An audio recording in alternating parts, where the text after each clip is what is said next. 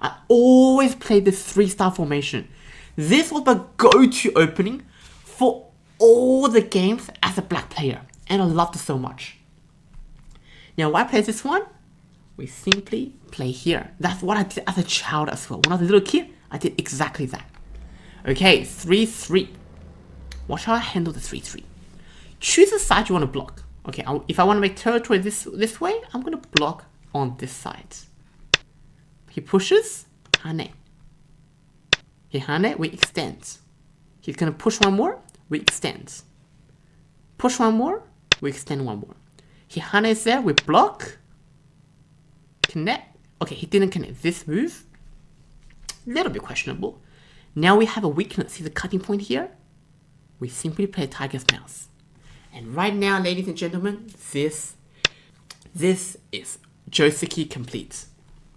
Okay, he approaches our corner. Very principled man.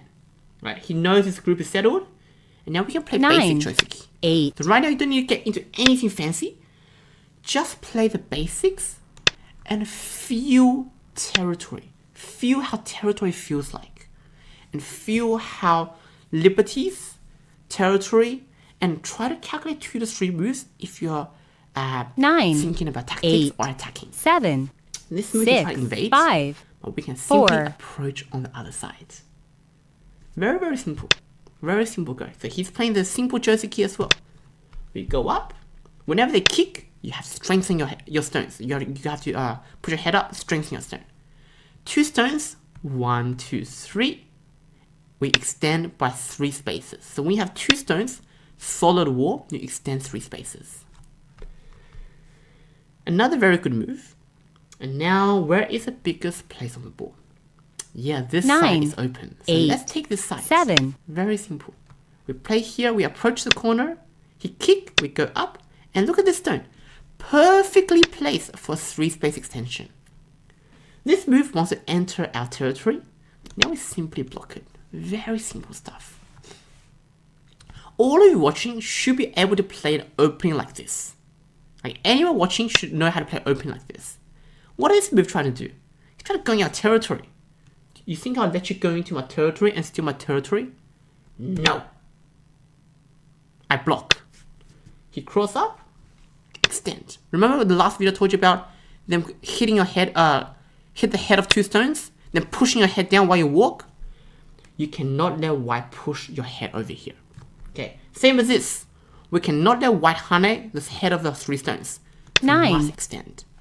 This Yoyomi extend now strengthens our starts. stone, creates the influence, and stop white from making territory. Now he kicks our stone. He bumps our stone. He's like, hey, I'm standing here. You're standing here. He goes blink. He 8, bumps you with your head. 7, Now, okay, you 6, stand still. 5, Stand still. 4. Strengthen it. Strengthen the stone. While you're making territory at the same time. Very simple. Very simple principles. Very easy. Nothing fancy. Just all core principles of Go. This move goes into our territory. 9, Block. Secure our base. We don't want intruders going into our home, right? We don't want enemies or thieves going into our home. So we secure and let them stay, push them away and don't let them come in. Alright, this move seals us in. But we 8, can do what they 7, did. What he did. 6. Invade. The invasion basically cuts off and divides white territory. This move is a threat. String to cut. So we should connect.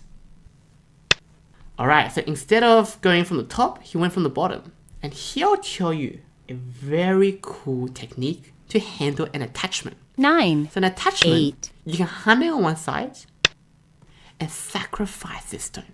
So the point of this hane is you can atari this stone. You shrink the liberties, you reduce the liberties so you can atari the stone. Now white covers us in, but we have enough space over here to make 2 eyes. We capture the stone, it's pretty much 1 eye already, and all we need to do is find the other eye. Pretty sure you can see another eye here, right? Yeah, play tiger's mouse. Expand our eye space, and we can hane again. Expand our eye space, and now we automatically have 2 eyes. 2 eyes means we are safe, and we can build territory. So now we can push here. We're building territory inside of white's territory. How beautiful. This was white's sides, right? And now white sealed us in. Not only did we get free living rights inside of white's territory, we also expanded our territory and stole white's territory and converted it into ours. 9, Wonderful. 8, It was amazing. 7, Now 6, this move threatens to go into 5, a corner, so we're going to 4. have to block it. See, all of it, very principle go. Nothing fancy, no random fights, cuts, chaos, nothing. Just simple go. Now, 9, this one trying to make 8, territory 7, on the center of 6, the board. 5, And I 4. can just follow him, mirror his move, while I build my own territory. He tries to go in, okay, I'm going to block. I won't let him go into our territory. Hane, we block one more. He push, we keep pushing. See, every push, we are building our territory. See that? Every push, we build our territory. Now our territory is pretty much built. We can slowly go into white territory. So we can use a one space jump. The one space jump is quite efficient. And white plays here. Now we can slowly use a diagonal move and go enter white territory. He used a one space jump too and wants to go into a territory from this way and this way. So now we can play a move that's first stop 9, this and then we 8, can stop this. 7, So we block white off. See, these moves are so logical. They want to come in, we block them off. He comes in again, we block them off. And now this stone, you must save it. Because if you don't save the stone, 9, white's going to intrude 8, and 7, invade into our 6, territory. 5. So we have to save the stone. And connect them together. Now, our wall has been built. Our windows has been shut. And there are only a few creaks of the door that's open. And soon we'll close them. But all of our wall has been shut. And white cannot go in our territory. 9, And the final 8, wall 7. is over here. Now after we block this, if white goes in here, we just block white off. And we have a very big and happy territory. Beautiful. 9, Okay, so white saw this and defended his own territory. Now we can go here. And now, here, ladies and gentlemen, it is endgame time. The endgame time is all about reducing your opponent's territory while increasing your territory tiny by tiny bits. So here we can play a first move Hane, which is a Sentei. Because we connect. Remember the last game?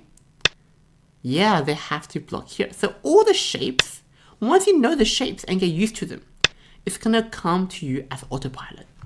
This move threatens to go inside of white's territory. Extend one more.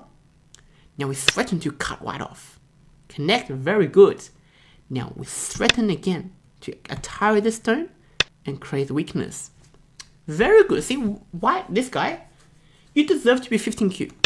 You're very well played 15Q. This move threatens this cut. Good. Now we can make more territory while breaking into white territory.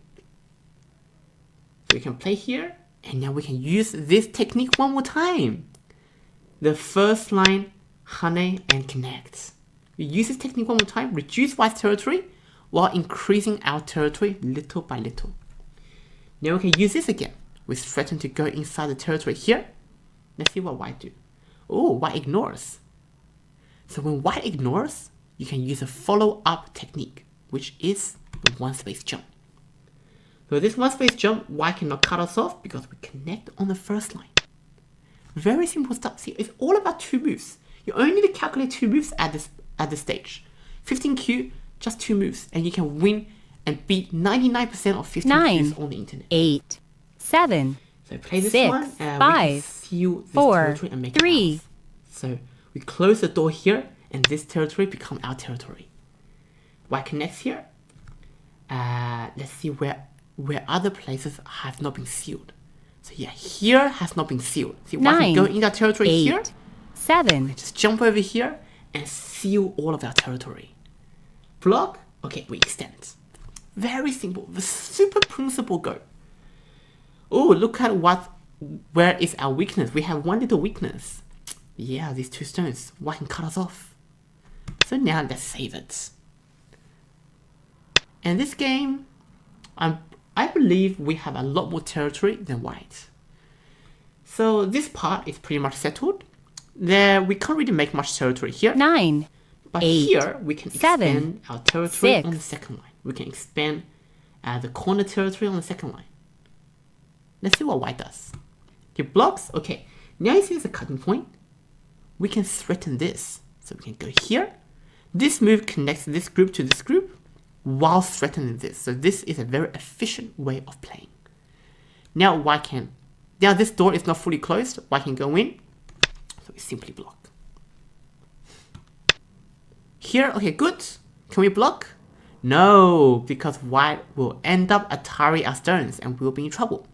So we just do a bamboo joint, save these 2 stones, and save our own territory. Wedge, okay, we block. Simple. Make a threat, okay, we answer. Now this push is another sente. White blocks, we connect, and we threaten to cut the stone off. Good. Very well done. Very well played. Okay, so here comes the last little bits of the endgame. So this hane will be sente for 9, white. We 8, can play this and not let white take the sente.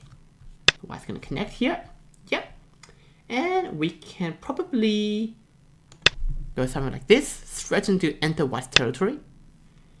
And now we can just maybe block this one off. Now there's nothing white can really do. Here we connect.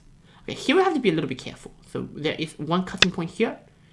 So here I do advise, do not block. Because white, we have a cutting point here. So we should save the cutting points. So this is a weakness. If we block, white can expose our weakness. So by playing like this, we have safely and securely saved our weakness. So now we can push it over here, make 1 or 2 points here while trying to go inside white. White answers, principle, and we can hane it over here. This is quite big. Yeah, this is quite big. He connects, okay, good. Now we can simply increase our territory on the middle over here. He connects everything together, and now we can slowly crawl into white territory. If white blocks, now look, these 2 stones, only 2 liberties, so we must save them. So we connect. This stone has done the job at reducing white, and now we go back to safety. Alright, you can go here, threaten to go in this way. If white blocks, we make 1 point over here. And we low-key made like 1 point here, and maybe 1 point here too. This move, yeah, we can play here, and now we just made another point here. This entire game. Okay, what is this stone threatening? Is he threatening to go in here, or is he threatening this cut? This is what you need to identify. See, it's only 1 move to think 9, about. 8. He's threatening this cut, so we save it. He enters, we block it. He squeeze, he's threatening this cut 1 more time. We save it. And now white has only 1, 2, 3 liberties, and we have 1 eye and more liberties, so white is not gonna survive. Simply connect here. We have 4 liberties, white has 2 liberties, so white can't do anything in our territory. So that's how you handle intrusions. You kill them. No mercy. I don't want you to start throwing in and threatening all my... Bro. This, we can capture in a ladder. So if you know the basic techniques, you can survive, all of you can survive 15 Qs. Atari over here. Now this stone is a head, right? This stone is a strong stone. We push our opponent into our strong stone. He's gonna bump his head onto a brick wall, and he's gonna get emotional damage. Now, he got emotional damage, we spank him from on top, and he's gonna go down, and he's gonna die. And he's 5 stones, we call the ambulance, and he's gonna end up in the hospital. Bro. Simple, capture. All these 5 stones in the hospital. And these 2 stones, it's like, you're already dead. So it's just like air molecules floating in the air. Anyways. These 2 stones, you don't need to worry about it, right? Because how can white make 2 eyes? How can white make 2 eyes with these stones here? There's literally not enough space. Okay, so he's trying to threaten this cut again. But we don't need to worry about it, because if he cuts, you go boom, boom, boom. Sends white into the shadow realm, where our 9, strong, thick wall 8, is, and he's going to bump himself 6, 5. on the head on a strong wall, and he's going to die. You're going to cut? Okay, good. Good man, you didn't cut. You saved some stones from humiliation. Come on, fill up these 2 points and we can count the game. Come on, just fill up these 2 9. stones. Okay, here, and the game is finished. And this game, we won by 27.5 points. So 13.75 stones. Each stone is 2 points. Alright, I'm gonna play, it follows me. I'm gonna play 3-star formation. I'm gonna end this game in, oh, he does a copycat. He plays a copycat. When he plays a copycat, play the Tengen. He cannot copy, nobody can copy the Tengen. Okay, now we're gonna go into the opening. Approach. I'm gonna kick and jump over here. So even though he jumps, I can still jump. It's not no big deal. He connects. Okay, I can jump into 3-3. And we finish this joseki off on the 3-3. Push. He should extend. Push one more. He extends Ohane. And we can go ahead. So this is joseki finished. We go ahead and play the next biggest point on the board, which is this stone. Let's approach this stone. So we can use a nice approach. Kick. Good. Extend. And he jumps away. Now this joseki is finished once again. We go ahead and play the next biggest point on the board. This stone. I'm just gonna play a 3-3. There's no way white can invade. I'm gonna force white to invade. Let's see what white does. Hane, okay, I'll block. This group is currently alive, so I can push one more and I can tenuki and play somewhere else. Here I can just jump here and basically block off everything. Hane threatens to double Atari, we can just simply connect, and there is nothing white can do. This entire black group is fully safe. This is a dame. This move has 0 meaning. He cannot go in here, which is going to be a suicide. 9. And this move, because white played this move, it gives me another free move. Connects, now he's threatening something. So now it's the time to answer. What are you doing, bro? This, again, has 0 meaning. Okay, he pushes, then I block, I still have 2 eyes. So he just play 1, 2, 3 moves, and I got 3 moves elsewhere on the board. In this position, black is extremely winning. So when you guys are playing like 12Q or like when you're starting playing Go, please make sure, don't play like him. Spend 5 to 10 seconds on a move and then play, okay? Build a good habit. Because with this habit, it's going to help you improve up to like a single digit Q towards a Dan level very quickly. So don't play like this guy. Like you're just blocking based on instinct. So spend like 3 or 4 seconds, 5, 6 seconds at least on a move. So right now, you should think to yourself, okay, where is the biggest move? Is this a threat? No. Where is the biggest move? Okay, I can enter white territory or I can block my territory. So because now I'm winning, I can just block the territory off and like have a happy life. And have a happy scenario. Extend, this is endgame right now. Oh, finally he invades. After his whole group's been blocked off by me, he finally decides 9, to invade. 8. So facing an invasion, you push the stone towards the stronger side of your stones. My corner is much stronger, I push it towards my corner. He tried to build eye space, I jump and take away his eye space. And now I can connect. He has no eye space right now. He jumped toward the center. Okay, I'm going to force white to enter the thickness over here. White has made 1 eye, congratulations, but that is useless. 1 eye is pointless right now. This move seals white in, and this block completely seals white in. it's time for White to call the ambulance, and he resigned the game. And this game, I'm going to show you and teach you how to build a moyo. Oh, he's doing the exact same with a komoku. Basically the same thing. Now, I'm going to get the 4th side of the board, the 4th start point. And depending what he does, I'm going to get the tengen. And build a gigantic influence. Okay, he approaches. So, I'm not going to criticize this approach. This approach is better than this approach, in my opinion. Or he will jump into 3-3. So this approach is actually fine because there's actually nowhere else to approach like this kind of influence. Wow. Double approach. That's brave. That's actually very brave. I'm going to kick again. First of all, secure my corner. And then threaten and try to attack one of the stones. He should just give up these stones. He's so emotional. Okay. When you're single digit Q, you don't need to save every single stone. That's like emotional attachment to your stone.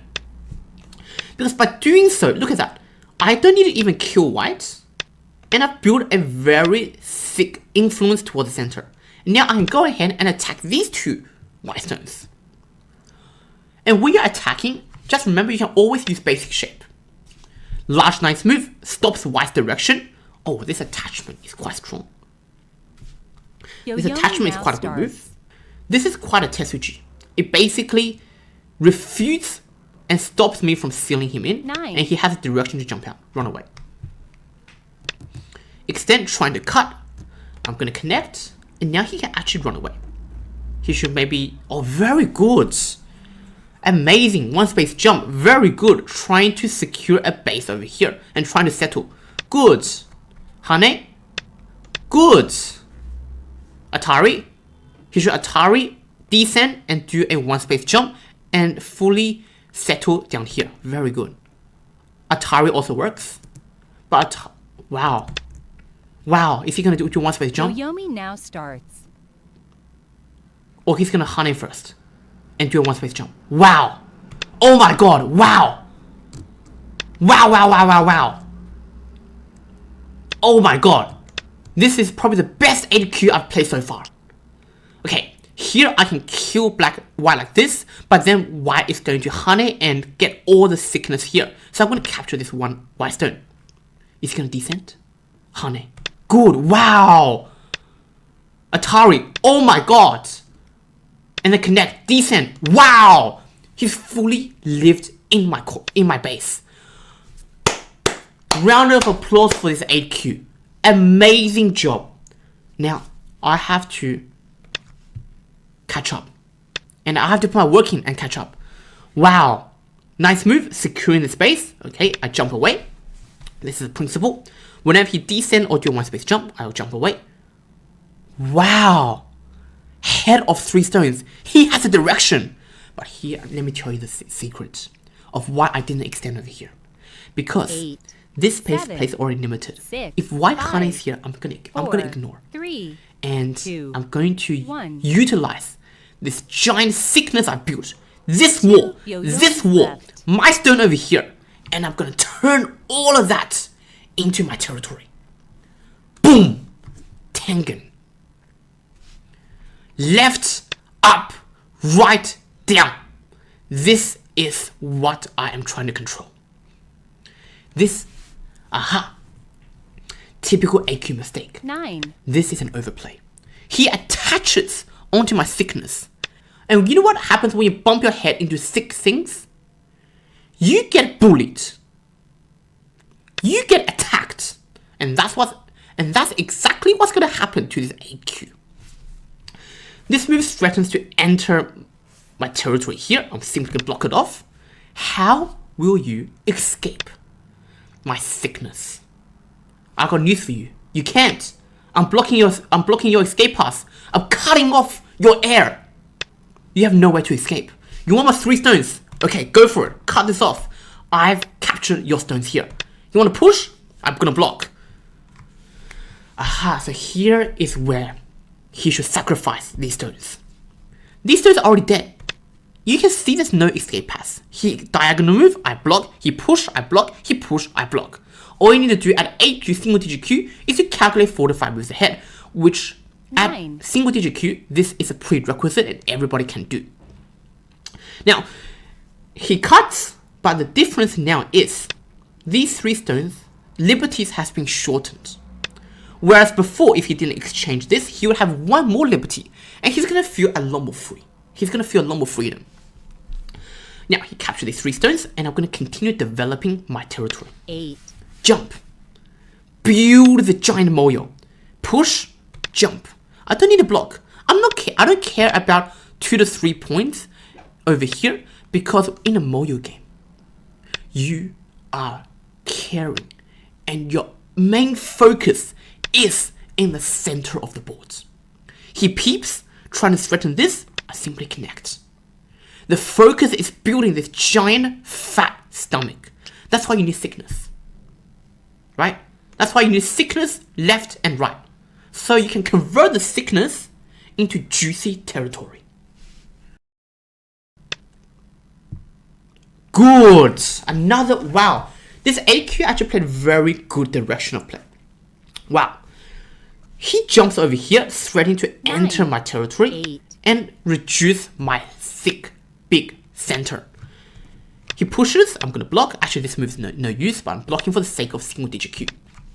He push, I block again. He push, wow. If I block, he's going to cut. That's what he's going to do. So I'm going to do a 1 space jump. Sacrifice this 1 stone. This is a sabaki technique. Sabaki means play lightly and making your stones very, very flexible. When you're invading, you should try to use a sabaki technique. Playing flexibly so your stones are so flexible, they're soft. My stones are oiled up and they're hard to catch. See that? He push, whatever he does, I sacrifice 1 stone and I keep going. I keep entering white's territory. White's gonna jump, right? That's the most logical move. Ah, he saved the 4 stones. Also makes sense. And here, I'm actually not going to jump into white's territory here, but instead I'm going to play here and stop this 3-3 invasion. Because when white gets 3-3 invasion, the chances are it's probably 30 points in value because he's going to steal my territory and convert it into his own territory, and I'm going to lose a lot of territory in the corner. 8. Now here is 7. how you should handle this kind of 6. invasion. 5. This is my strength. This is empty. You take the empty space and push your opponent's stones into your strengths. Now, while I attach this 1 stone, very good technique. I bump, steal away the space. Hane, connect all my stones together.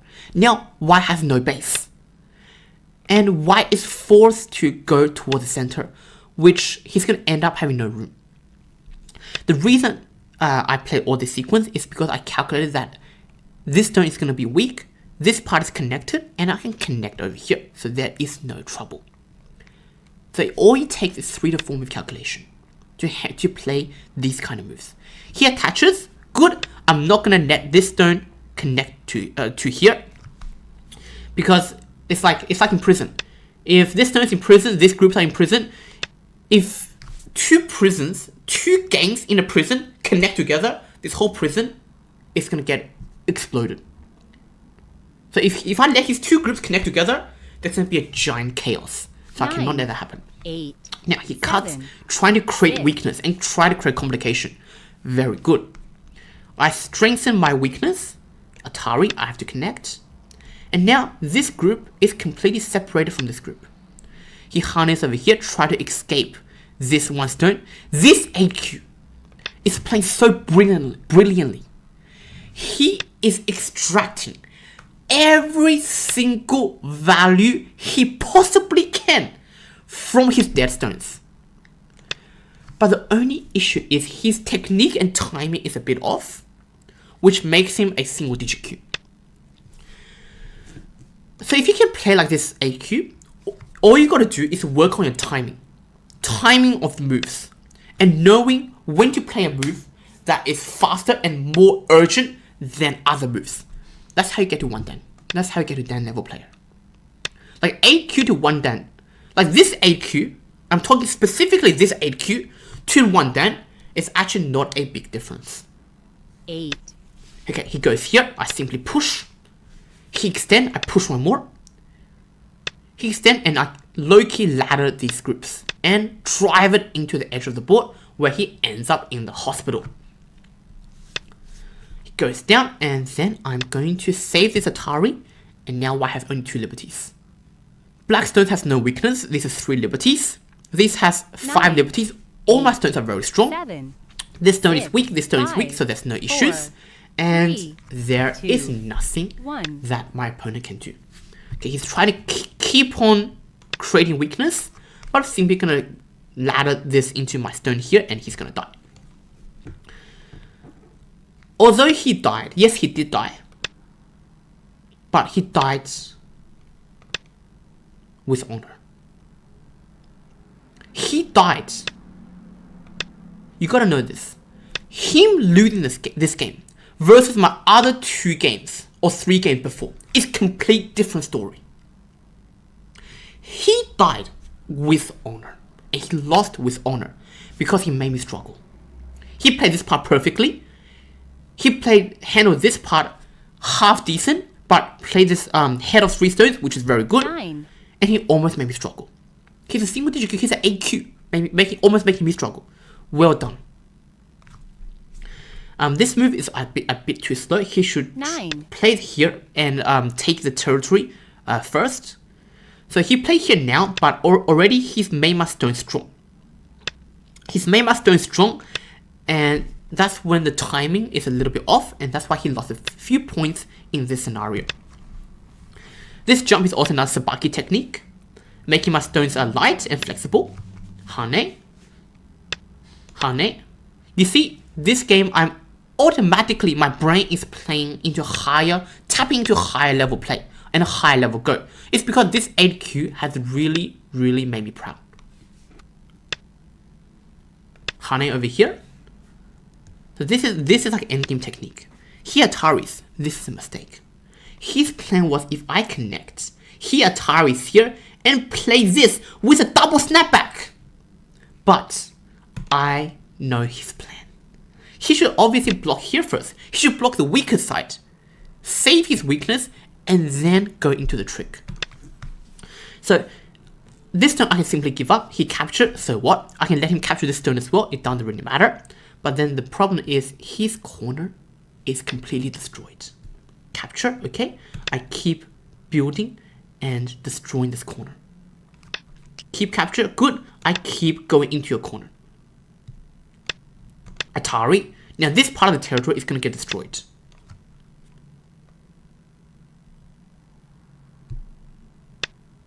And then I'm going to play this Hane, the last endgame, big endgame move. If he plays here, he's a sneaky little bastard. Okay, good, he didn't. He's a very sneaky guy. If I cut, he's going to connect and threaten to cut these 5 stones off. Okay, in the end, we won by 36 3/4 stones. That's 73.5 points. And this game, I'm going to show you guys how to play a influence-based game against a 5Q. So, I get 4 stars. After, no matter what white does, I'm going to fight for the center territory. This is like a moyo style game. Huge influence, yeah, moyo style game. So choosing a moyo style game, you have to choose your josekis like properly. I didn't choose a double Hane joseki because then my moyo is going to get destroyed. Now, this move is actually pretty slow. If white gets a Hane, I can block, and white is not really entering my influence or entering my moyo. So I'm going to get this move. Okay, white now plays a high approach. When you're playing a moyo game, it is a very good idea for your stones to be on the 4th line. So jumping with a 1-space jump is better than a nice move in this position because we're focusing on building the moyo. Now, white plays this one, threatening to split my territory apart, which is also pretty aggressive, and it's very solid. It's a fair idea. So now I'm going to split them apart. When you split them apart, it's easier to attack. Now white goes over here, trying to push and make all the territory by pushing out here. This is something you cannot let white get. By blocking over here, you strengthen yourself, and you weaken the white stones. Now, white plays over here, there's no threats. So I'm going to go ahead and seal this white stone in and try to capture this one white stone. Okay, white plays the peep, but the thing is I can block on top because my stone's on the 4th line. If white pushes, I naturally block with a tiger's mouse. Natural tiger's mouse. If white cuts, I get Atari and then I descend. So white cuts, I get Atari. After white connects, I get a descent, and these 4 stones are actually all captured. White Ataris, white's probably going to Hane. Hane is a pretty big move. And yeah, this is the general idea and how you should face a moyo game, and the mindset and the ideas you should have. So your opponent obviously is going to try to play some ways to split your territory or like just give you a lot of RG. But the cleanest way to deal with all of that noise is to strengthen yourself first, cut them apart, and then attack one group at a time. Okay, this attachment is a really good move, but unfortunately, my stones are over here. I have a wall over here, so it actually doesn't work. So white's idea is probably like jumping, going back over here, maybe even making an eye on the side over here, because white has one eye here and cannot make a second eye. But the thing is, I can just do a 1-space jump, and there's no way for white to connect all the stones together. Now block with a perfect tiger's mouse. White push, I go here. If white gonna cut, I'll simply give up this 1 stone. It doesn't really matter. Yeah, white goes over here. Now I have to answer, because once white go here, this point at L1 becomes an eye. So I have to block over here to get rid of this eye. Okay, place this one. Doesn't really do anything. If white gets a nice move, I'm just going to block. If white goes here, I can jump over here either way. So I'm going to play a nice move and run away. Build my own territory, even threatening this group over here. Now, I'm going to keep building and expanding my moyo. Keep pushing. White's going to extend. I'll keep pushing. And now I can even give up these 2 black stones. So I can play a move in the center, maybe something like this, and build my entire moyo. Okay, white goes here. This move is not really a threat, but I see the idea. White wants to go here, connect, hoping the sente. But after white goes here and connect, I can throw in. So this is actually not a threat at all. 4. So now I can keep building my moyo, even bigger, nice move. Build my strength from this direction and close it off in like this. So this would be my idea. Then I block with the Atari. And really, there's nothing white can do. If white connects over here, I just throw in, and all of these stones will be dead. Yeah, white cannot connect to the stones together. 9, 8, 7. So what white should have done is, white should have tried to at least build some territory first, like take a base, because my direction was clear. My direction was splitting white apart and sealing white in. So white, instead of trying to go brute force against my strength, where I've built my strength, to not let you go out, white should have just made some territory at the side and just survive over there. Now, white extend over here, I'm going to jump, and yeah, white blocks, this is not really a big stretch. Now that white didn't like answer my 2 stones over here, I can save it or I can keep building my moyo. But because 9, the idea of this game is 8, building a moyo, I'm going to 7, keep building my moyo. 6, 5. So I'm going to cap this 1 stone. Capping this stone basically stops this stone from getting any direction. White goes over here, I go on top. And by capping this stone, I make sure my stones are always on top. My stones are always on top of white, and I'm building the moyo. So now this moyo is pretty much finished. I can play one more move here to close the door. Yeah, white goes here, white gets some side territory, but my moyo is just gigantic. And now I can just go ahead and save these 2 stones. The moyo is complete. This part, if white goes here, it doesn't really matter. 8, or I can just play 7. one more move to actually completely seal off the moyo. And after that, we're going to play the biggest place on the board. So the moyo can be expanded. Now I'm going to save these 2 stones. I'm going to use a 2-space extension. The reason I use a 2-space, not 3-space, is because white's influence here is very, very strong. If I use a 3-space extension, white can simply invade. Okay, white invades anyways. But because I have a 2-space extension, my stones are stronger and I can deal with this invasion a lot better. White goes over here, I'm going to do an attachment. This attachment is like closing the door on this direction Because if white like do the hane or do extend, I'll just block these 2 stones, and these 2 stones can't really go back in this direction. This is actually like one of the really efficient moves.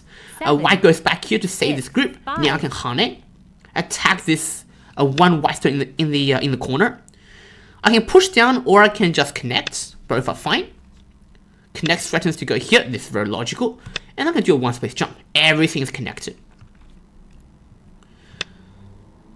So if I do a quick score estimation, 15, 25, 35, 45, 50, 50, 60, 70, 80, 90, 100, 110, 120.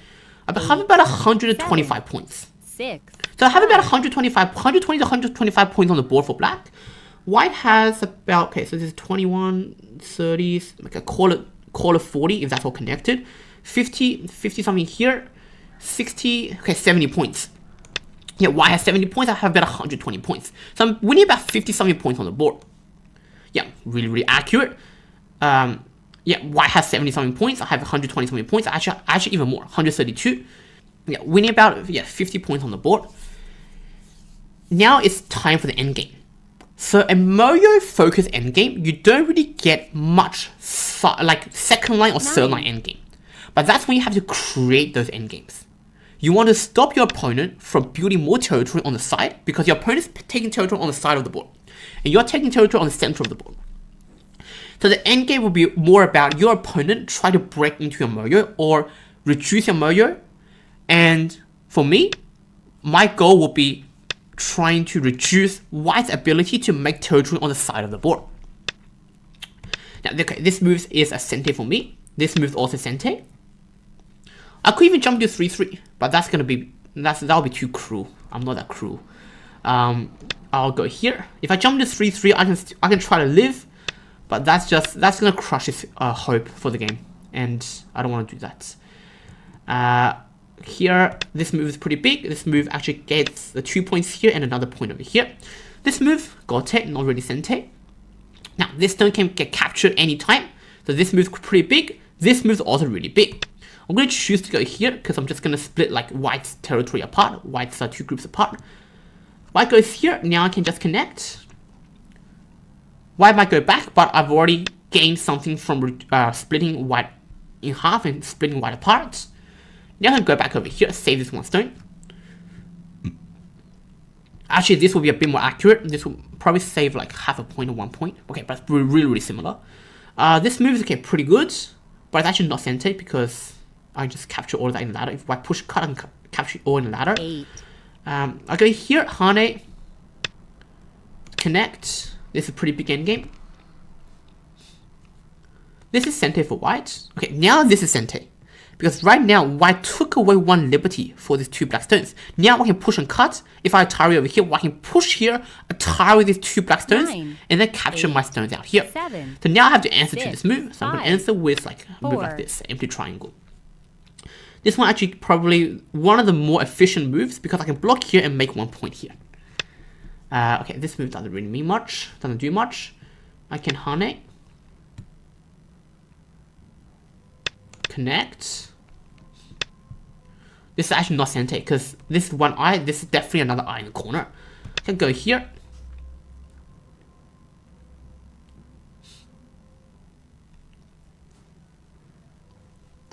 Let's see what white does. Like white's gonna go here, I'm gonna go here. Let's see if I can cheese a few points.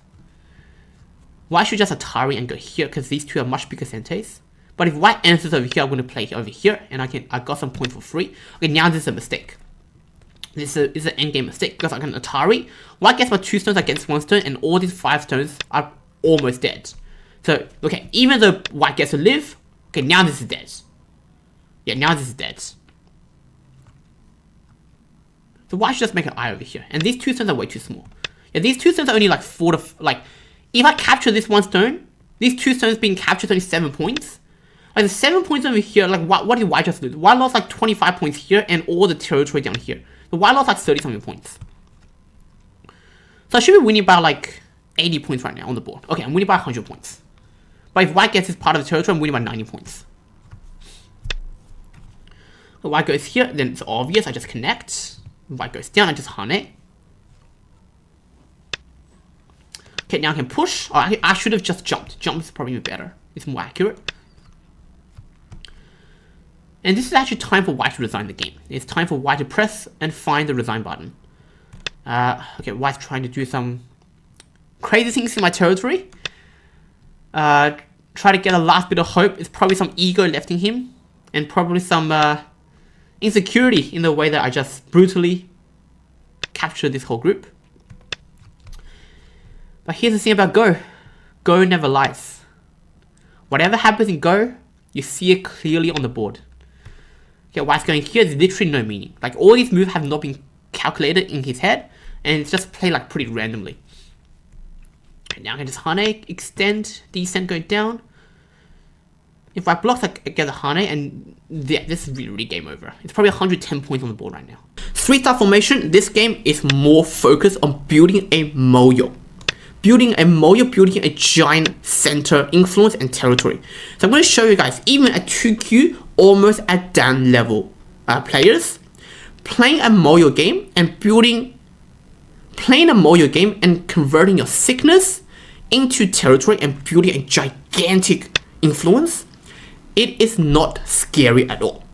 This move is actually a mistake. I should have pushed and cut, but here I'm going to block over here. The reason is I want to cover on top and completely seal white in. Yeah, cover on top like this, sealing white in, and I'm building the moyo towards the center. This joseki, whatever white does, whether it's the normal joseki or even going up here, the idea is the same. The idea is to seal white in and cover white on the inside, so I can build territory, influence, and sickness towards the center. Now, with this a 3-star formation and playing a moyo game, I want to make sure my stones are on the 4th line or above. I don't want to go on the 3rd line using like a knight's move or like a kick and knight's move. I don't want that. I want to make sure my stones are on the 4th line at the very least, so that it can help me build influence for later on. This is the main idea and the main principles and strategy for playing a moyo game. So white goes over here on the 4th line, which is really good. And here I'm going to approach this corner. If white uses a basic joseki, I'm going to jump like this to build a gigantic framework. Okay, very good. White plays over here, and here I'm going to use this diagonal move. This diagonal move is actually the top choice from the AI, and this diagonal move or extension is actually very similar, maybe 1 point difference. Basically, it's the same thing, securing this cutting point, strengthening this cutting point, and then pushing out onto the 5th, 6th, and 7th line, and I'm building a moyo towards the center. Now, this is very good, following the joseki. Connect, white should connect. Yeah, if white can also connect over here, is no worries. White connects over here, same thing. Follow my plan. Push up and create a very big framework. I gotta say, this 2Q actually is playing extremely well in this position. Very well played. There's no issues, except for this move, this tiger's mouth is a little bit slow in my books. I would have played a large nice move and extend a little bit further. Okay, white is desperate. White invades into my moyo. But white forgot one basic principle and one fundamental shape. 3 stones. I can hit the head of 3 stones. By hitting the head of 3 stones, white forgot about this. Hitting the head of 3 stones, it gives my stones even more direction. It cancels white's influence around here, and it gives me more sickness towards the center. This move is Sensei. This exchange extremely beneficial for black. Now I can try to attack this one white stone. I'm going to go over here. If I block over here and build this moyo like around here, white can keep jumping into my territory. So I'm going to build my moyo and build my territory whilst I am attacking white. Oh, very well played. Okay. Wow. It's really starting something complicated. Very good. So over here, I need to decide whether to push this stone on to the left side or push this stone to the right side. I'm actually going to push this stone to the right side just because the left side has a bit more space on the left side. Wow. Actually, wow. Cut. I have 2 weaknesses. I'm going to strengthen the weakest stone. This stone, strengthen it. Basic fighting principles and fighting foundation. Cross cut, first thing you do and the first thing you should consider is to extend. Now white Atari, this is very obvious, no need to calculate. Atari just extends. White has a weakness, probably white's gonna save it, and I'm gonna cover white on top. And here you gotta calculate a few more things for white. If white push up, what do you do? If white push up, I'm going to cut. Okay, white really did push up. White push up, I'm going to cut, and then try to connect all my territory on this on the side of the board. The reason I'm not scared for white to Atari and go down and split my territory is because these white stones are still going to be very weak. They still need to run toward the center, and I can keep attacking the weakness while building this area of my territory. Very good, very well played, very good shape. And here, what is the basic shape for white, for black? And here, what is the basic shape for black? White attaches to this stone. This stone is weak. Descend, strengthen it. Strengthen this stone, take away white's base. Very basic principles.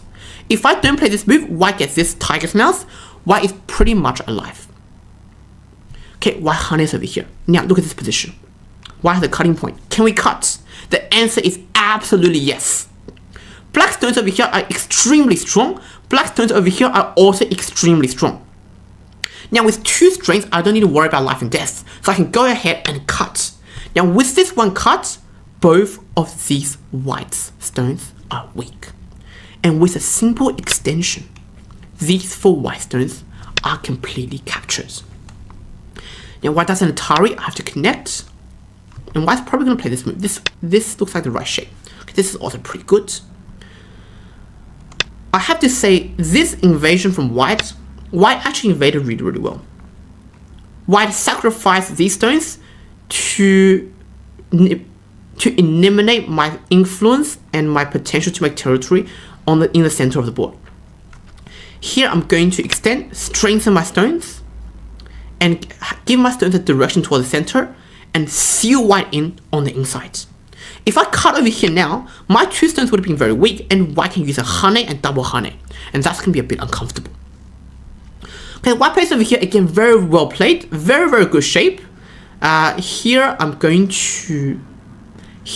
can try to eliminate white's eye space by going over here. Large nice move from this stone, 2 space jump from this stone.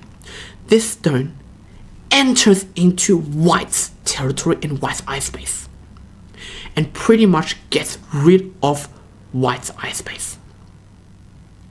It's going to be really difficult for white to actually make any eyes over here.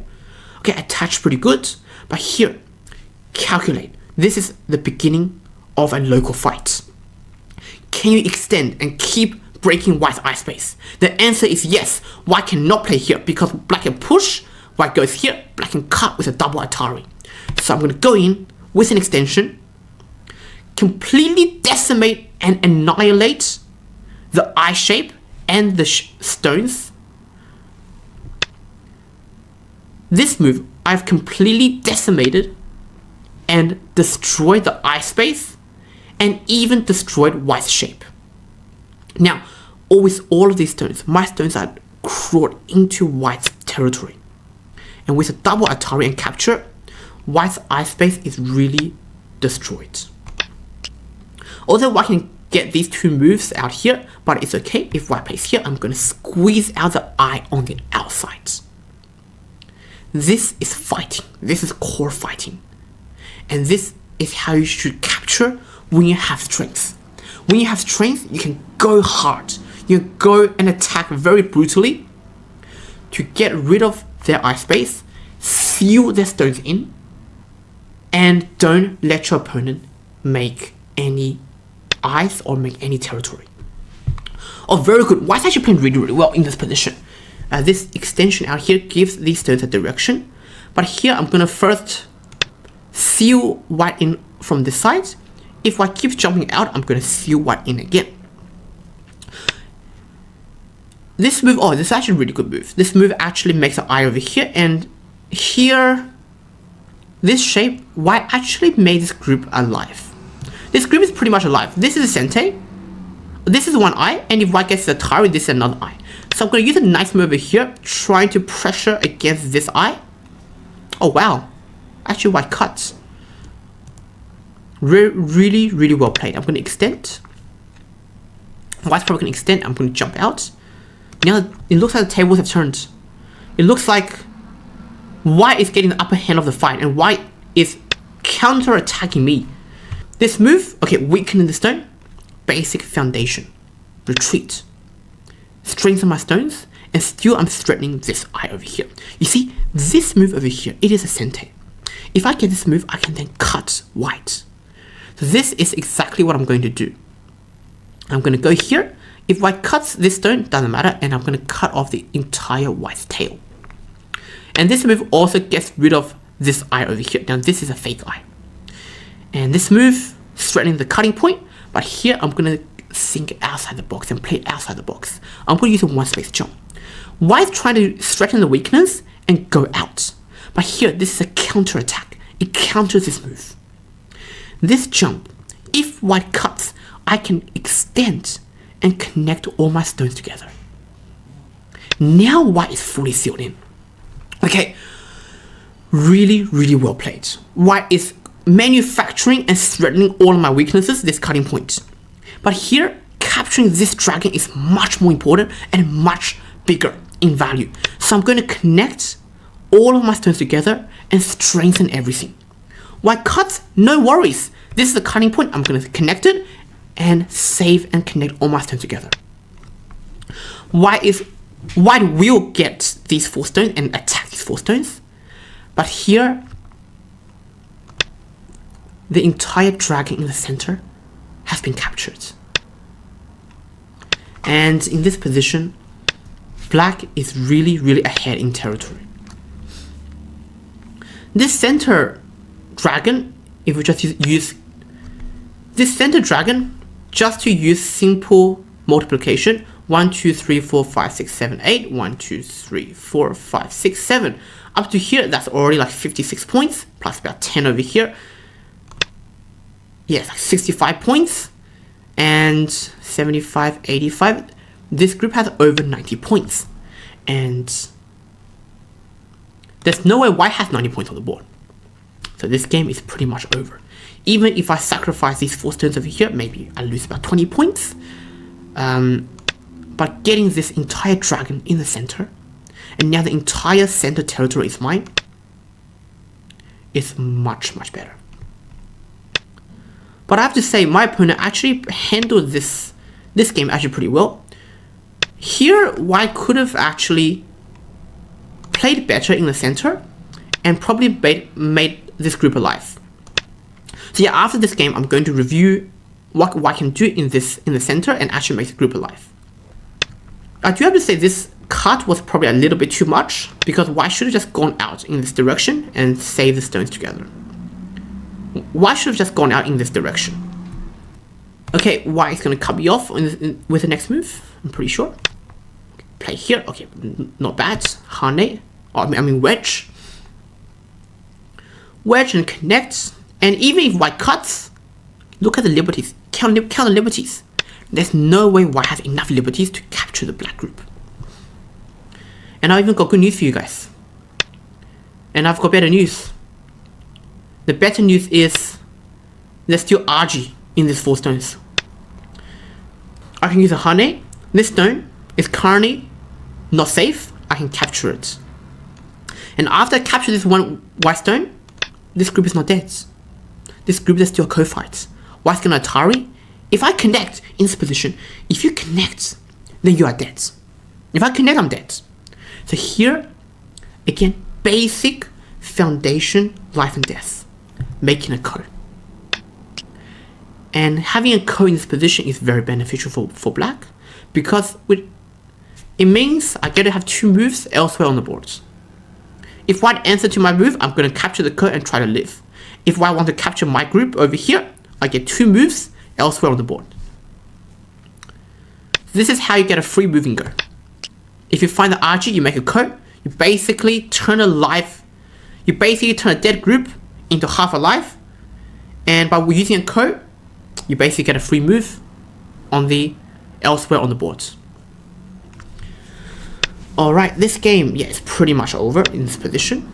And White's going to recapture the ko, and anything on the board is a valuable code thread. I even have like a dozen code threads in the corner over here, such as this cut, threading to capture this stone. I have a gazillion code threads in the corner. This corner is like a mini code thread factory. This side is still like a code thread factory. I can just invade and jump out. If white doesn't let me jump out, I can create like a gazillion code threads around here. And here there's like a few code threads as well. This peep, the center group, there's a lot of weakness, so there's a lot of code threads as well. Oh, this is a very nice move. This move got to be very, very careful. If you're not careful, white can actually wedge, and these two keystones will get captured. So I'm going to wedge over here. This cut works because these two white stones cannot go in here. It will be a snapback. And I'm going to let's keep fighting the code. Finish off the local code threads. Yeah, white still has like a few code threads in the center, but it's not a big deal. This code is like picnic code for black. For those of you who are still around 2Q or around the 2Q rank, everything still matters. You have to improve on every aspect of your game. 2Q doesn't mean you have, 5 dan fighting instincts or like 5 dan level opening or endgame. You don't have that yet. There's still heaps of room to improve in all aspects of Go. Opening, middle game, fighting, invasion, defending, converting influence into territory, and endgame. All of these aspects in Go still has to be improved in order for you to keep rising and rise into the Dan ranks. It does sound a lot. It does sound like a lot. But when I give you this one key thing to follow, you will understand and improve much quicker. Everything in Go is shape and efficiency mixed with a little bit of direction. Now, this doesn't really matter. If white connects here, I can just cut or capture the two white stones, and I'm just going to win this code. Direction of play is very, very important as you rise into the Dan ranks. In the Dan ranks, it is all about fine-tuning. What makes a 1 Dan lose 30 to 40 points against a 5 Dan? It is a minor shape inefficiencies from the opening to the middle game to the end game. That's how 30 to 40 points in Go gets taken. Okay, second game. Last game I played very basic. I used all the fundamentals. This game I'm going to play a 3-star formation. I'm going to play a moyo based game. Wow. Interesting. So you see like the beauty of Go? Go has no rules. You can be as flexible and as free as you like. No rules, no strings attached. Even a move like this, it might not, it's not, I would say, it's not like common, but this move, like if you handle it well, it might not even be bad. So yeah, white actually got my corner over here. It's a bit annoying. But I'm going to, let me see. I am going to do a Hane, connect, and probably jump over here later on. Okay, jump. And I'm going to approach white's corner.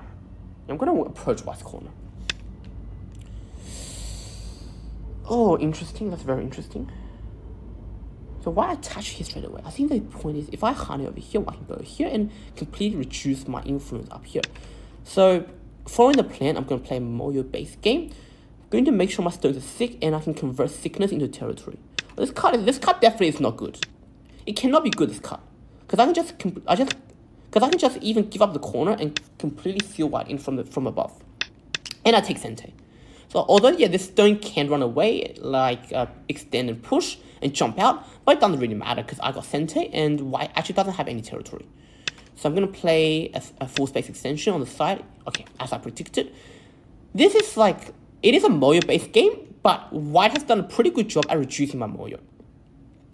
So with all my stones around here, this 3 sides, it has all my stones. I'm going to attack these 5 white stones. I'm probably not going to kill it because there's too much room in the center, but I'm going to attack it and build influence, try to build influence and get a profit from attacking these white stones. So the move over here is actually trying to play something more centralized, not letting whites get a clear direction, and basically I let white live. Try to let white live in the center here with like 2 to 3 points, and while I get the juice and I get the influence and thickness on the outside. Okay, white cuts are gonna extend. White's probably gonna attach. Attach probably is the right way. But if white attaches, I'm gonna hunt it out here. That is all good. White plays over here. Simple fundamentals.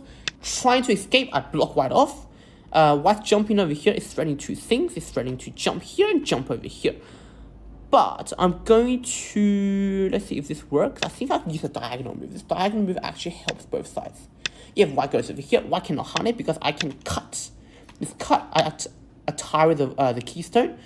And this Atari is a bit annoying, right? Yeah, it's very annoying, Atari. So I'm going to use a tiger's mouth. I'm going to use a tiger's mouth, and then from here, oh, this is actually interesting. Am I in trouble? I'm going to push and fight. I'm going to push and fight. Why doesn't have too much liberty in the center? And these groups have, my stones over here have actually a lot of liberties. I even have some ice space. Okay, this is quite nice, Atari. Oh, this is actually interesting. Do I cut and extend an Atari here and go here? Or just simply extend over here and build and create more liberties? Well, this is actually very, very interesting, actually. It's very, very interesting. I think I should play it here, because this is a big center for white. And then do I jump? The point is, white can throw in, and I think I'm dying, actually. Oh, no. Oh, no, I'm actually dying. Whoops. Whoops, I'm actually dying. Oh, my God. Unbelievable. If I finds to throw in and I think squeeze over here, yeah, I'm dead. Yeah, I'm actually dead. Oh my god. Oh my goodness gracious. Wait, am I dead? No, is it a dead or am I co? Why has it squeeze? What place here? Now white's dead, right? Well, that's a big blunder. Now white's dead. Because if I squeeze over here, I can go here. And if I have only 2 liberties, I have 3 liberties. Oh, phew. I'm alive. Oh, it feels very good. I'm finally alive. Okay, yeah, I'm supposed to jump over here, actually. Imagine saying almost alive against the 1-10. Unbelievable. That's actually crazy. That's actually crazy. I said I'm almost dead against the 1-10. Oh my gosh. But anyways, and once this group is dead, the game is already over. It's because this white stones in the center has no life. It cannot make 2 eyes. These stones are dead. Yeah, the game's already over. Now this corner is going to be dead as well, and I'm going to capture this group in the center as well. So everything's going to die. To kill it, yeah, nice move kills everything. White can attach and go out.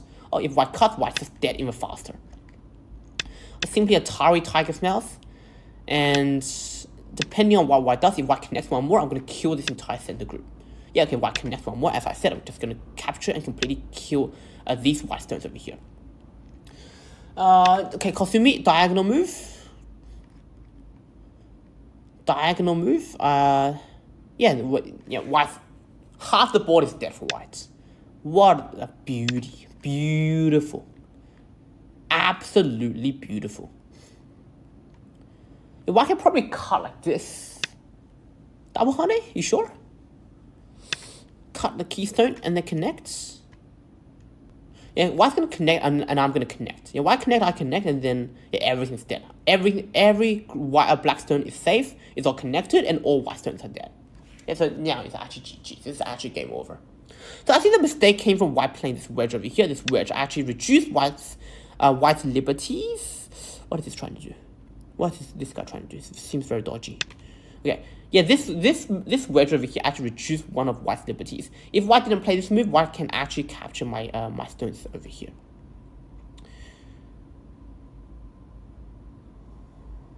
Yeah, now the game is actually clearly over. The game is clearly over. I think I'm winning by over 100 points on the board right now. Yeah, 145 points.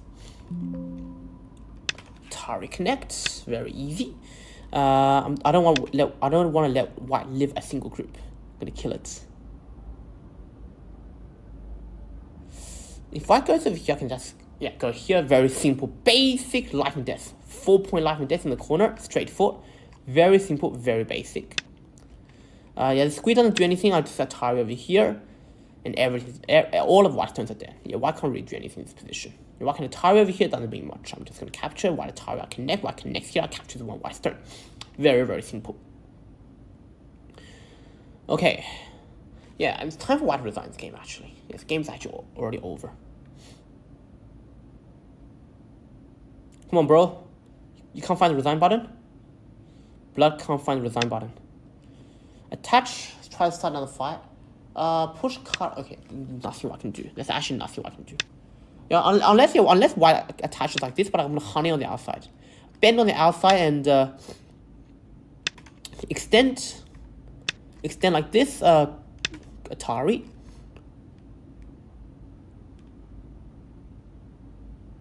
Atari, then I'm gonna wedge. Atari, then wedge. I think this is GG's.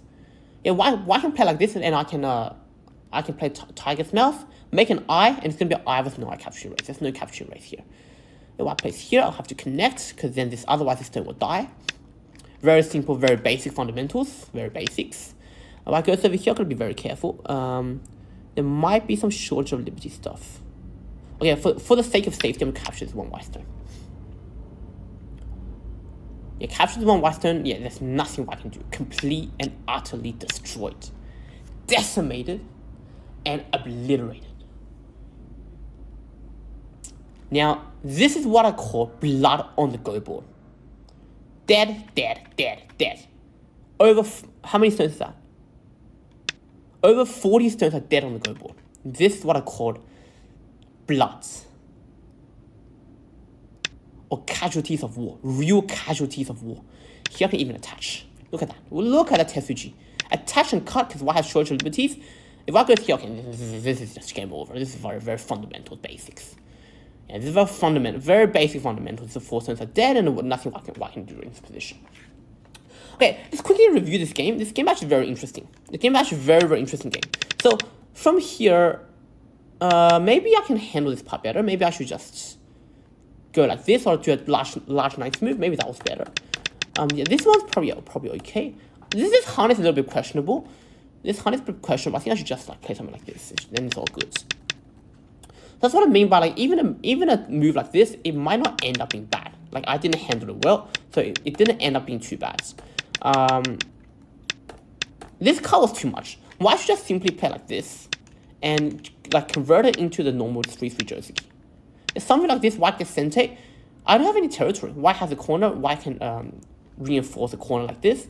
I have a lot of sickness and I have a lot of potential, but territory-wise, black is really behind territory-wise.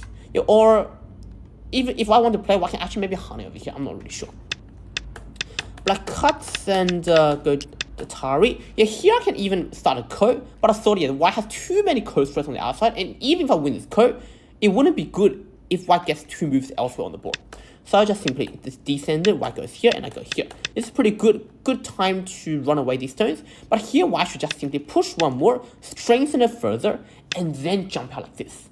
Now this is much harder for black to attack, because black, I have to secure this part of the territory first, and I cannot seal white in from above with one move. So jump, this gives me the chance to break white's shape, and I go back. The reason I go back is because I want to secure and make sure my shape is very good. If I cut over here right now, there is going to be some trouble. Yeah, there's going to be some trouble, because after 7, white can cut over here. So that's why in the actual game, I decided to just simply go back and see what white does. I'll see what white does, and then I react. So, and then play like move like this. Okay, this is pretty good. Yeah, I think this one I couldn't seal white in. Yeah, so white plays really well at escaping stones. This nice move was a little bit too much. This nice move, I think I would. Okay, maybe it's okay. But after this cut, I will actually play this attachment. The reason is this attachment actually later on, it has weakness. It weakens black's shape.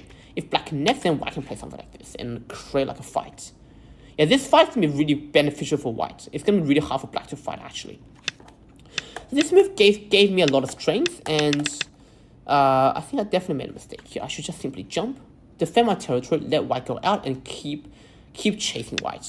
Because later on, yeah, I definitely blundered. This jump was actually amazing. This was such an amazing jump. I was calculating this one. I completely missed this jump. I was calculating this nice move, and then I can like cut like this, and my stones are actually safe because I have this one cut over here and cut over here. But the white jump over here actually completely maybe didn't realize this jump. White had this move. White had this nice TSVG, and white had this nice hammer, and it actually threw me off guard. The reason I cannot connect underneath is because after this one, white can capture the 2 black stones. And capturing these 2 black stones is actually too much. It's too much for black. So over here, after I cut decent, amazing, I block here, and connect. Yeah, at this position, it's already really good. The game is good for white.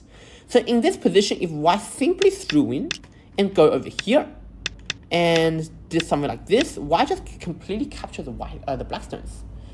This game, if this is the outcome, white is definitely winning, but black still has potential. Black has a lot of thickness out here, and black can try to build a lot of territory on the upper side, and it's black's turn. Black has center, so I will actually pressure a lot, put a lot of pressure on this one white weak stone. So anyway, in the actual game, when this group died, these 4 stones are super key stones. If these 4 stones die, this middle group dies. So this is when fighting and calculation, you have to go with hardcore fighting and hardcore calculation. You have to go with forced calculation in this position. So yeah, one mistake like this can actually cost the entire game. So after here, in this position, I think there is still a chance to make a code. Something like this, white can cut, and then white can maybe honey and then go down like this. And this is a code. If I go over here, white can play here. And this is like straight away a code. Even if the code started, white has a lot of code spread out here. Throw in, Atari, push through. White has a lot of code threats to save the center group.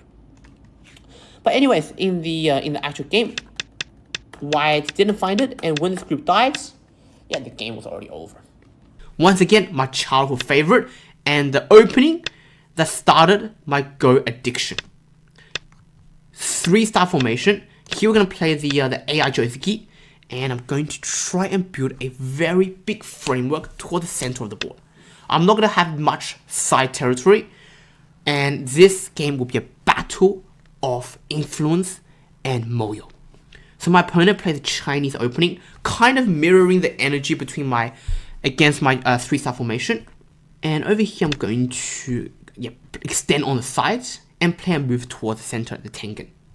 So build a gigantic framework, and I'm trying to make my framework bigger than my opponent. Follow my plan, play the tengen, and build a gigantic framework. Let's see what my opponent's gonna do. He attaches like this on the 4th line. This is very interesting. This move gives off the vibe of a 3-4 attachment. It's the same kind of meaning, but I'm going to play elsewhere. I'm going to play on the 4th line and build territory, build influence, while I wonder what white's going to do. While white's figuring out what he's trying to do, I'm already building territory and building influence and building a lot of territory. So this hand I'm going to connect. Now my corner is completely settled, and white's 3 stones in the center is still not settled. Tiger's Mouth, very good at building shape, but I'm going to use a double hane. Hane, if white hane, I'm going to use a double hane. And yeah, that's going to help me build a lot of territory on the side of the board. White plays here. Obviously, I have to block. Blocking this move is a no-brainer. And here I'm even considering one idea. I'm considering whether I can cut and push out. And actually, I can do that. This is not too much. I can actually cut and push out because there's no ladder. My stones are all towards the center. And I actually get to capture this one white stone. So this is quite nice. This is actually very, very nice.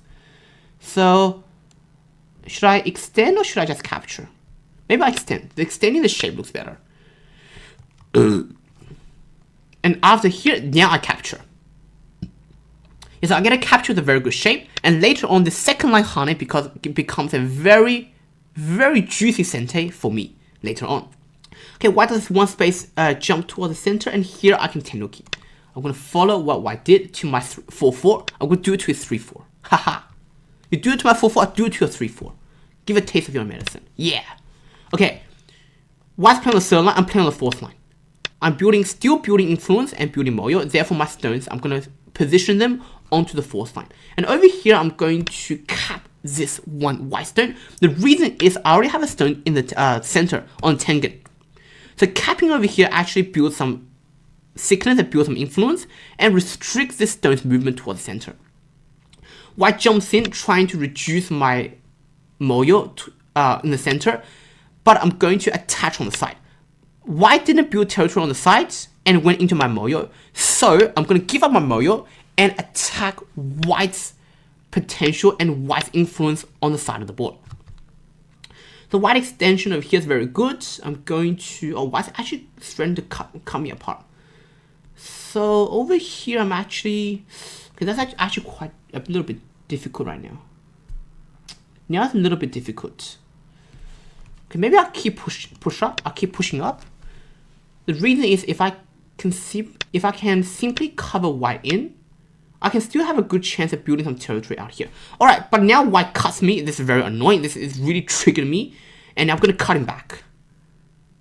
You want to cut me? While you're weak? I'm going to cut you back. And actually, I have good news for you. White's actually in trouble. White's in a lot of trouble. If White extends over here, bam! Atari, 2 stones dead. And even better, these 3 stones and this stone, these are going to die next. I'm going to try to capture these stones next. Alright, White cuts over here. The best response is to capture, because if I go out like this, it's going to give White this one white stone 1 more liberty, and I don't want to strengthen this one white stone. Because keeping this one white stone weak, it helps me like gain leverage and gain an anchor point to help save my 3 black stones for later on, which is exactly what I'm doing right now. I block over here. The reason is very obvious: building shape, building strength. And after White does this 1 space jump, maybe I can attach. Maybe I can cut White off. I think I can. Good news is I think I can cut White off. Cut if White Atari, I can use double Atari. Look at that beautiful Tetsuji. Oh my god. Absolutely beautiful Tetsuji. Attach and cut, and White walks into my double Atari, and all my stones are connected together. So White plays over here, yeah, obviously trying to strengthen my weakness, going out here, reducing my influence, and trying to cut apart my 2 black stones. But it's not brutal enough, it's not powerful enough, because I simply save my stones on the third line. And in this position, I think the game is already very favorable for black. Yep, White jumps over here trying to build territory, but at the same time it helps me strengthen myself and helps me close the door to my own territory. Maybe White should play something like this, but territorial wise, White is already behind. Alright, I'm trying to invade into White's corner. White goes here, push, squeeze, and I'm gonna Tenuki in this position. If I hunt over here, maybe only make 10 points, maybe 10-ish points. But if White gets a Hane and then like extend, yeah, I'll make maybe 7-8 points. So I'm gonna play somewhere else. Elsewhere is much bigger, such as this block. This block is much bigger in this position. If White jumps out over here, I don't have any ability to make territory on the sides. And since I block this move, with one more move such as a J4, my side territory, I have claimed and built my side territory. White goes over here, yeah, pretty good. Threatening this cutting point, but actually I can just connect this 1 black stone instead. If White captures this 1 stone, I can connect, so I can just give it up. Okay, actually maybe I made a mistake. I actually probably made a mistake. Okay, I definitely made a mistake over here. This group is much bigger. But it's okay, doesn't matter, whatever. I'm gonna keep following my plan to build territory on the side of the board. Yeah, over here I definitely blundered a lot of points over here, but it's actually okay. This move, yeah, pro move, the Sensei move. But this move is bad for the end game because White doesn't have this attach anymore. Hane, now in this position is where you have to be clear in the mind.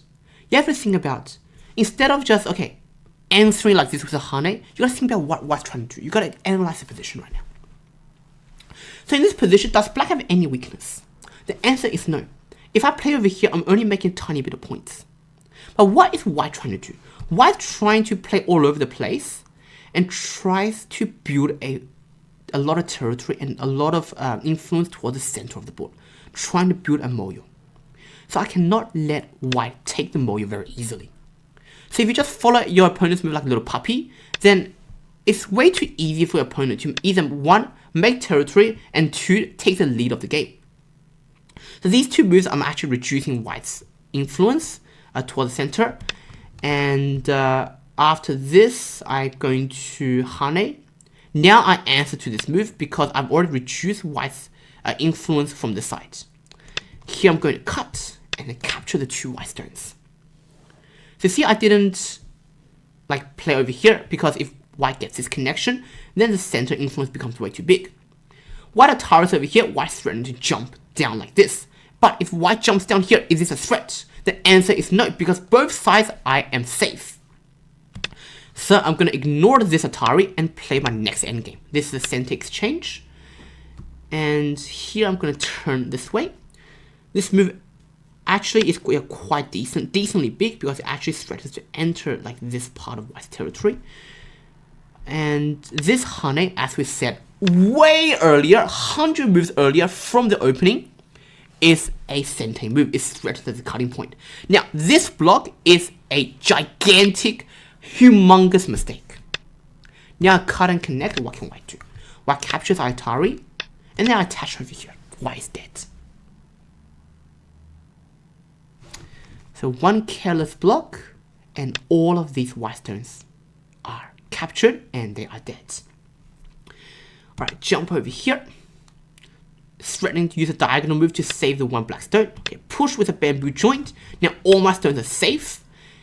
Here I can use a push and connect. If white connects over here, then I can Atari and go into white's territory. So white obviously will capture. White obviously has to capture. Oh my god. Oh my god. What did I just say? Oh my god. White's cooked. Oh my god, his corner's cooked. How did he not see that? Is that a blind spot for 3 duns? Maybe I should make a video on how to overcome being a 3 dun. But this is the kind of things your 3 dun should never ever miss. Like 3 dun or fox, this is the kind of mistakes. This one and this one, these are kind of things that 3 dun really shouldn't miss. It's too basic, it's too fundamental. I think if you give these puzzles to like a Q player, maybe 5Q, 6Q, I think they'll be able to solve them as well. And once again, yeah, there's a lot of weakness. White has a lot of weakness. Cut an Atari, and I cut apart all of these white stones. So with 1, 2, 3 exchange, now I think the position, you have black's probably winning by like 60 points on the board. Actually even more, 78. 78 minus a bit over here, so it's about 60 points. Yeah, black's winning like 60 points already in this position. Yeah, black attaches, but it doesn't really matter. I'm just going to simply Hane, save my stones together, connect them on the second line, and yeah, the game is pretty much over in this position. Atari connect. Hane, Tiger's Mouse. Atari connect. Go down, connect. And yeah, this is actually game over in this position. It's definitely game over. Yeah, it's 100% game over in this position right now. There's no weakness in black shape, and white just lost a huge amount of endgame points.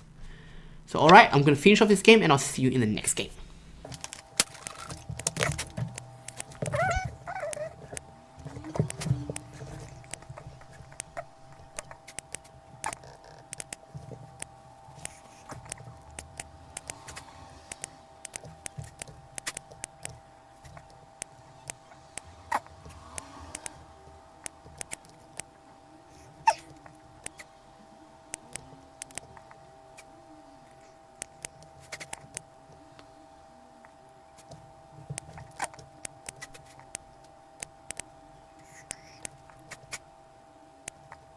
In every single video in the Go Genius Guide series, I have used a 3-star formation. So in this variation, I'm going to use the 1 space pincer and build a large framework and a large moyo.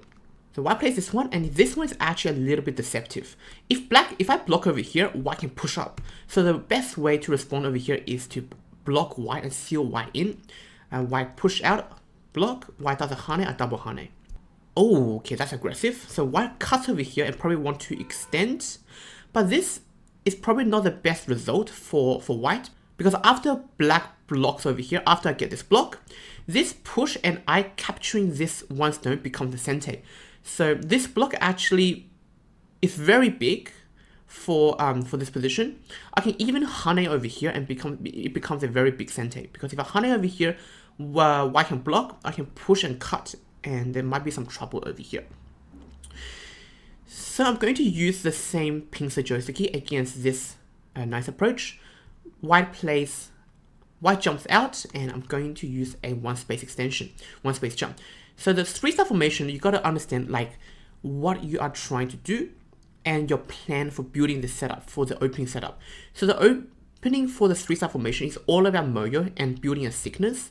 Therefore, I'm placing my stones, I'm positioning my stones all on the 4th line. This one is actually a classical joseki. So after black push, white plays here, I use a one space jump, and later on I can actually play like this, play the empty triangle, push out and fight.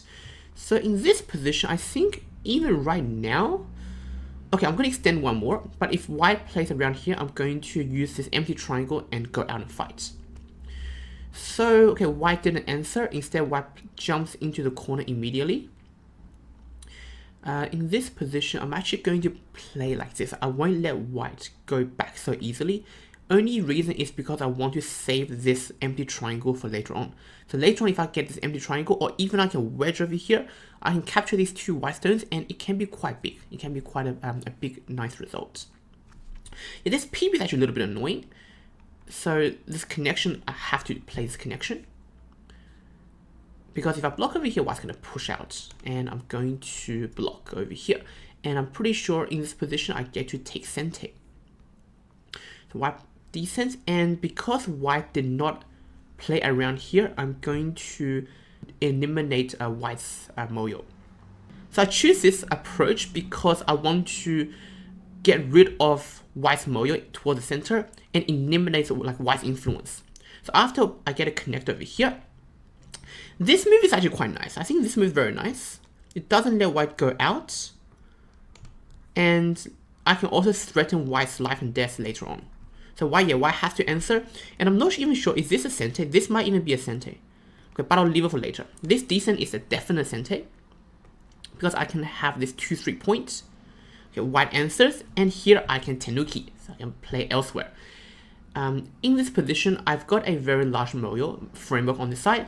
White's moyo and framework has been eliminated. So here I'm going to try and manufacture some weakness, exploit white's weakness. The reason I exploit white's weakness now is because all my stones are safe and all my stones are alive and steady.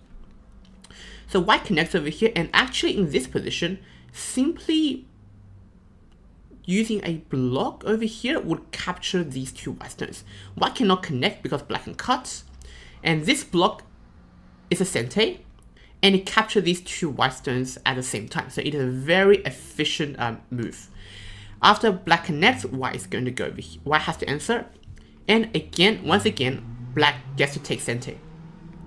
This move is very interesting. If I descend, white's going to cut, go out, Ayatari, white goes here, and white can't really do anything at the moment. So it's actually okay to play like this. It's actually okay to play like this, I'm pretty sure. Because if white cuts and go out, oh, white plays like this. Interesting. Wedge.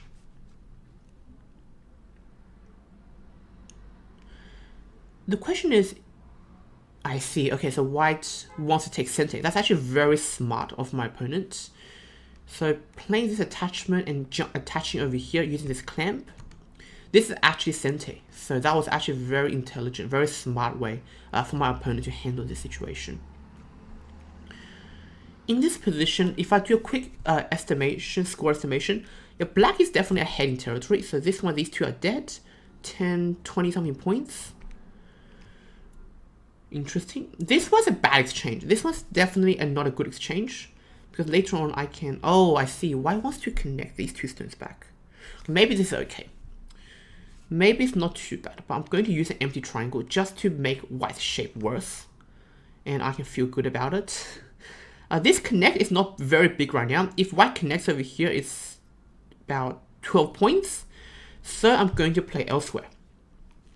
I'm going to exploit and try to attack pressure against this group down here using this attachment. This attachment is actually AR invented joseki. Extend, white's going to go down and I push up 2 times. After I push up, I can push up even one more because I get this hane. This hane and cut is quite nice. Oh, actually, I think I shouldn't have pushed up.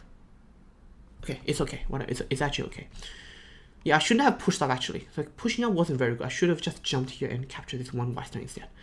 But it's okay. I'm going to jump and extend towards the center and keep building my moyo. In this position, if you use a quick estimate, white has 10, 20, 35, 40. White has about 50 points. 50 something points. This group is not the strongest at the moment. Black has 10, 20, 30, 40, 50 something points. Oh, it's actually quite even on the board. The position on the board is actually quite even, but yeah, definitely I made a mistake around here. I should have jumped down here instead. So in this position, because my stones are very solid and very strong, I'm going to attack this vulnerable white group. If I use a cut, so white didn't use a cut. I was about to say if I use a cut, I'm going to cover it on the outside. And here in this position, I'm going to use a tiger's mouth. This tiger's mouth aims to cut these 5 stones apart. So it's very nice. White has to answer. And after white answer, I can use this 1 space jump and aim at this cutting point once again. So I'm hitting the vital points many times in this position while I'm attacking a white. So white turns over here is actually a very smart idea. I'm going to hane. White's probably going to hane out here. Yeah, the reason is white turns here because white got this turn. Black cannot cut over here because after that, white can Atari throw in and I will be in a shortage of liberties. But in this position, I can actually fight because my stones are out here. This stone is very well placed and white doesn't have any eye space. So fighting in this position is actually completely fine. And later on, I can even use a hane. So if white's not careful, white actually will be in huge trouble. So black uses hane. And actually, I can hane right now. I think I can use this hane right now. And white's actually in trouble. So if I hane, white goes here, double hane. If white cuts, I use a diagonal move, white Atari, and white is in trouble. Yes. Yes, exactly. White is actually in big trouble. So white cuts, this stone is a keystone, I have to save it. And there really isn't much white can do. Because this group is actually quite solid. White use a wedge, simply Atari out here, and then connect like this. Connect here and I have no weakness. This keystone is saved. So in this game, the whole point of black using a 3-star formation is to build a giant moyo and build a sickness influence towards the center of the board. And even though, yeah, black is behind on territory like I was, but because black has a very sick influence and a very big center, black can utilize and leverage the strengths and attack any of my opponent's weak group on the board. So yeah, after white peeps and I play this move, this entire white group is dead. It's fully captured. There's nothing really white can do. If white goes over here, I can simply hane because I'm threatening to cut this white stone apart. So white push, I can simply capture. Yeah, just simply capture like this. There's no RG, right? Yeah, simply capture. If I push, I cut. White can try to push and cut, but it doesn't work because white still needs another move on F6 to connect these 2 stones together. Capture. White connects. Cut. This block is also black Sanrensei because if I block over here, I can threaten this cut. And there we go. Black wins this game. My opponent resigned. Good game to my opponent. Okay, so let's quickly review this game. So as 3-star formation using this joseki, you got to make sure that the joseki you choose actually helps the setup you're building. After I block on top, white hane, double hane, large nice move, and I get to block over here. So in this position, there's actually a lot of things like black can do. The black can create a lot of RGs. For example, black can just hane. If white blocks, black can push and cut and take a lot of endgame profit. So the point is, if white goes over here, then black can just capture the corner.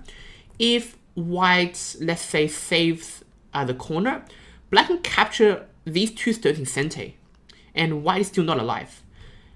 So there's really a lot of things black can do in white's corner from this position, especially after black uses this hane. So after black uses the hane, if white connects, then white's group is just completely dead. And after white blocks over here, then black has this push. Probably the best thing white can do is to play a tiger's mouth and let black play this hane and capture these 3 stones in Sanrensei. So after this position, my opponent realized, okay, he didn't want to use this joseki once again, so he played this 1-space jump joseki. Now this is all normal stuff, but instead of pushing out over here, maybe white can just extend. Instead of pushing out over here, white can just connect and build instead of pushing out over here, white can just connect and develop some influence towards the center of the board. So after white connects over here, it's quite hard for black to seal white in because white has a lot of influence. And later on, if after white plays this move, if I play somewhere else, white can even extend towards the center and completely eliminate black's influence. So after this move, this part was played, I think the game was already quite comfortable for black in this position. In terms of territory, white definitely has more territory, but black's sickness and influence and potential is just a lot. This hane will ensure these 3 stones will get captured. One move in the center can build a giant influence, turn the giant influence into actual solid territory. This wedge Sanrensei, and after it uses hane and white uses this attachment, this clamp, it would have been a lot better if I just play this move, and after white extend, I block, white takes the corner, and I get Sanrensei. So taking Sanrensei in this position is definitely better than what happened in the actual game, in my opinion, because now I can even press and attack this entire white group with a move like this. Or I can just play like this and attack this group later on. But anyways, like the actual game, I definitely got a bit more territory, but white have built more influence, and white can save these 2 stones on the next move. So this attachment, after I pushed over here, this one was where I made a little mistake. I should have jumped over here. If I use 1-space jump, it's actually quite hard for white to escape. If white escape and go out over here, I can use this push and keep pushing towards the center. White cannot make a base, and by having this 1-space jump, it has weakened white's 2 stones and given the black stones more strength. So jumping over here, I definitely think it would have been the better choice.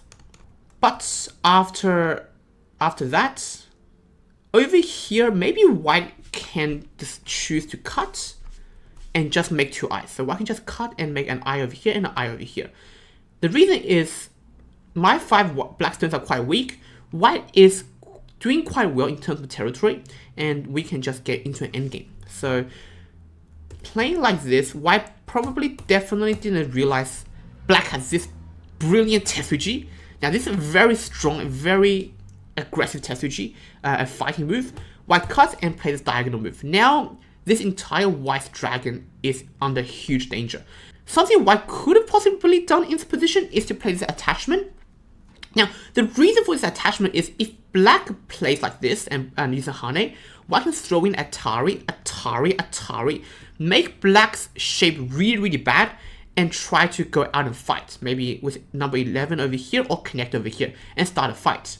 So if white did use this attachment, I would have just connected, and maybe white has a chance to go out and create some trouble. So it definitely looks like white has some chances to escape these stones, but if white does escape like this, I've already made a plan, which is to try and capture the center white stone. So if, let's say, white jumps out, I'm going to exchange his peep and then use a nice move, something like that to capture the center 5 white stones. But anyways, after white uses peep and I capture this 1 keystone, all of my stones in the center are safe and white doesn't have a chance anymore in this position. So that was the 3-star formation. You might think this is just a basic opening, but as I've shown, this structure works whether you are 15Q or fighting for 610. It is the ultimate tool for rapid development, mastering influence and territorial balance, as well as board control. I just gave you the hour-long breakdown, but if you want the complete repertoire, how to handle every invasion, every pincer, and every post-joseki transition, the full course is available right now in the Go Genius School. Stop memorizing random moves. Learn a system that scales to Dan level. Link is in the description. I'll see you in class.